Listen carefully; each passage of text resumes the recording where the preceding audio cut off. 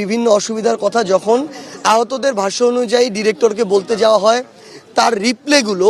মানে যেভাবে যে ওয়েতে হওয়া উচিত ওই ওয়েতে হয় না। তার রিপ্লেগুলো হয় অনেকটা তুচ্ছ তাচ্ছিল্যভাবে এভাবে,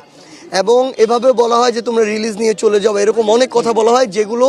তাদের মনে হয় যে তাদের ন্যূনতম আত্মসম্মান যেটুকু ওই আত্মসম্মানেও লাগে। ওই জায়গা থেকে শেষ পর্যন্ত যেটা হয়েছে এখানে, যে তাদের সাথে যখন এই বিষয়ে কথা হচ্ছিল, আনসারদেরকে দিয়ে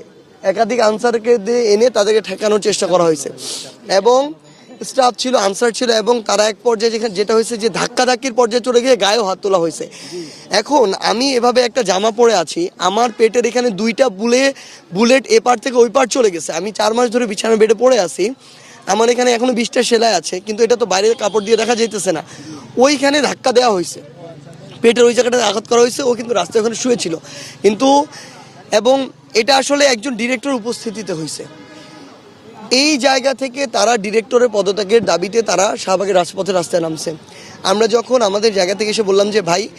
আমরা ডিরেক্টর যা করছি তার প্রত্যেকটা জিনিসের বিচার হবে, এটার জন্য সে যদি পদত্যাগ ডিজার্ভ করে তার পদত্যাগই হবে, কিন্তু আমাদের যে গণমানুষ, এই গণমানুষের আমরা কোনো সমস্যা করব না, তাদের চলাচলের রাস্তায় কোনো সমস্যা করব না আমরা। তারা এক কথায় মেনে চলে আসছে যে ঠিক আছে, আজকে বৃহস্পতিবারের দিন, আজকে অনেকেই ঢাকায় চলাচলটা অনেক বেড়ে যায়, সো মানুষের জন্য ভোগান্তি না হয়, তারা ভিতরে চলে আসছে। কিন্তু তাদের ওই একটাই কথা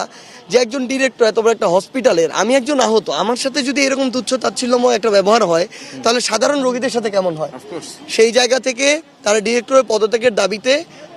তাদের এই দাবিটা আমাদেরকে জানাইছে, এবং সবচেয়ে ভালো হয় তাদের সাথে কি হয়েছে সরাসরি তাদের কাছে শোনা, তাদের ভিতরে ক্ষোভটা জানা, এবং তারা যে এতটা সময় ধরে এখানে আছে তারা কি কি ফেস করতেছে তারা সবচেয়ে ভালো বলতে পারবে। আমি শুধু একটা কথা বলতে পারি